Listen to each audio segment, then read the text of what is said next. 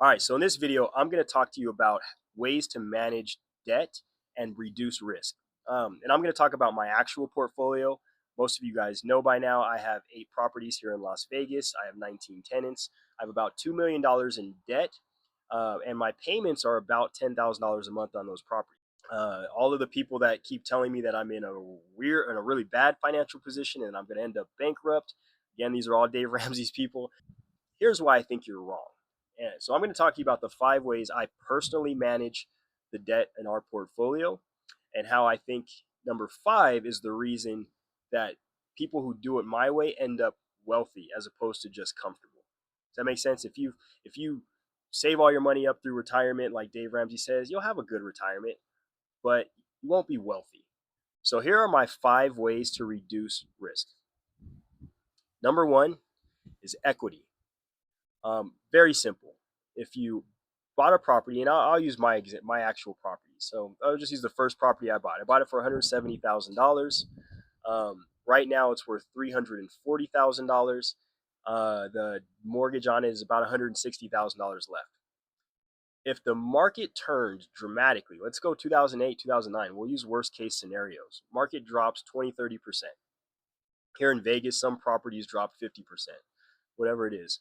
But the more equity you have in a property, the more flexibility you have to be able to sell that property.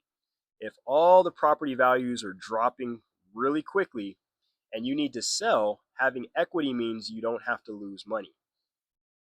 So if I had to take my $340,000 property and sell it for $280,000, like in a fire sale, I still can get it from under it and make a profit.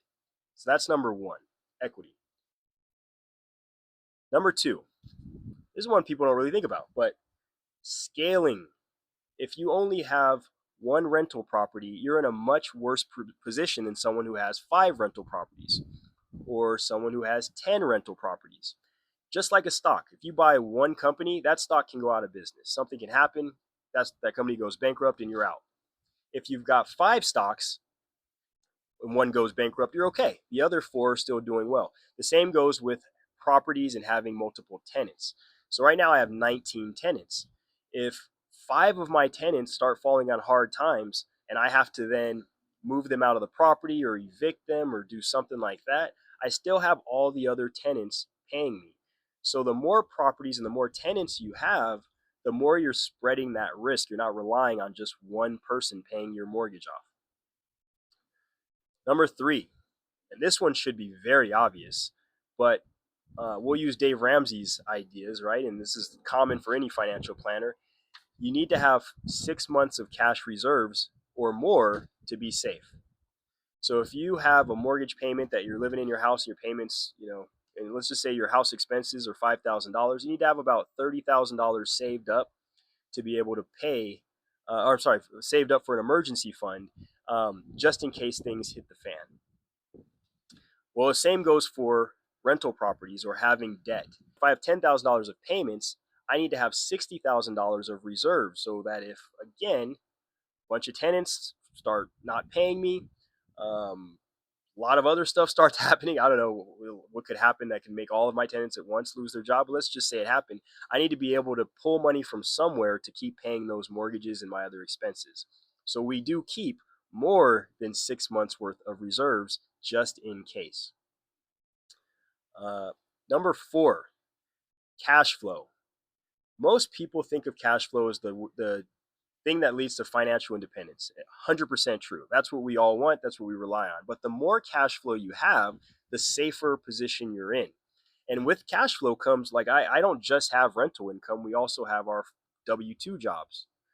Both my wife and I own a business. We pay ourselves a W-2 out of those businesses. But we have 3 different incomes: rental, my business, and my wife's business that pay us each month. So I add that to cash flow. But even without that, if I don't know, if I lost a few tenants, the cash flow that I'm getting will go down, but I'll still be in the positive, right? As long as I don't lose more than a certain amount. And what I do is I stress test my portfolio and see. So if I lose, if I had to drop rents, for example, 30%, can I still break even? I think my last stress test, I'm at about 32% I could drop rents. and still break even each month, and which will allow me to get through that rough patch. So again, if the market falls, we hit another recession or 2009 crisis, 2008, 2000 through 2011 kind of crisis, and all the property values drop, cash flow is what gets you through that rough time. Because if any of you guys actually go back and look, rents didn't really drop during that time. In fact, rents steadily rose because people were going into rentals. Rentals became in higher demand. So if you have cash flow, that'll get you through the rough times. Now, number five, and this is the one that I think I'm going to use 2008 again as an example, because 2008, the the shit hit the fan. Like, let's be real. People were losing their jobs. People were going bankrupt. People were short selling and foreclosing on houses. And all of that was happening all at once. It was like a cluster of things happening all at once. But there were some people who did really, really well. Those people, when 2008 and 2009 hit, those people were buying property. Now, banks weren't lending, right? Because banks don't want to lend on an asset that's dropping. Why would I give you a loan, on a property, and then that suddenly that loan is underwater because the house value drops? Banks stop lending, or they get very, very conservative. So the people who were doing well had cash. And even if they owned property already, they had cash because they had previously been using debt. And when you use debt, you don't have to use all your cash. You've got money in cash reserves. So number five is, using debt allows you to reduce the the risk of opportunity loss. See, if 2008 comes around again, um, I have access to money to go buy assets. I mean, just think about all the people right now who are renting. They sold their house and they're renting. They got money in the bank and they're just waiting for the market to crash. What do they have? They have cash, and that's what they want to use because they want to be able to pick up property at the time that it's at its lowest value. That's where you're going to make the most money, being able to take advantage of those opportunities. And if you're spending all of your money right now to paying off your current mortgage, and we hit a financial crisis next year, you don't have any money to go pick up those assets. You're stuck waiting for assets to come back, and maybe you'll have more cash than you can invest in small doses into, like, mutual funds or index funds or whatever, but you're not going to be able to buy assets in large scale like houses unless you have cash at that point. So by using debt right now, you can keep more cash in your pocket. And that's what I do. We have debt, we build up our cash reserves, and then we buy another property at a much, much deflated value. And even with the market not falling, there's always properties that are at a deflated value.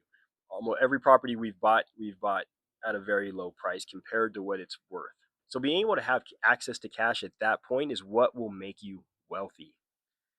So for the people who are following Dave Ramsey, there's nothing wrong with it. It makes a lot of sense for most people. So there's nothing wrong with doing it Dave Ramsey's way. It absolutely is the right way to go for most people.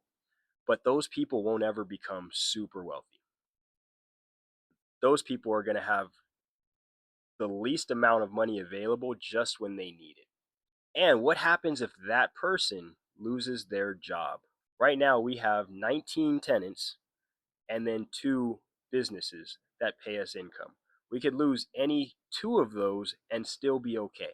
And it's unlikely we'll lose all three all in the same time. And you know what? If it happens, and the worst case happens, I lose my job, my wife loses her job, and all of our tenants go out, lose all their jobs, and we can't pay any of this stuff. What are we gonna do? I mean, I will file bankruptcy if it ever came to that. But the likelihood of that actually happening is much smaller than the likelihood of us doing extremely well. Because 5 years from now, we will have 5 years of debt paid off. We will have 5 years of appreciation on the homes. We will have 5 years of the additional cash flow and 5 years of both of our other incomes and the additional money that we generate off of that. So even if the market falls at that point, we will be in a much better financial situation because we leveraged early on. And at some point, we will we will flip the spigot off, right? We'll change our path, and we'll actually just start selling properties to pay off other properties or to go into much more fixed income scenarios. But right now, our properties are worth about 3.2 million. Every 10 years or so, properties double in value. So if you add 10 years, those properties could be worth $6 million, and our debt will be much lower. So I appreciate you watching. Like and subscribe. We'll talk a lot more about this and some of the other ways that we increase income, and we use leverage to do it safely. Thanks.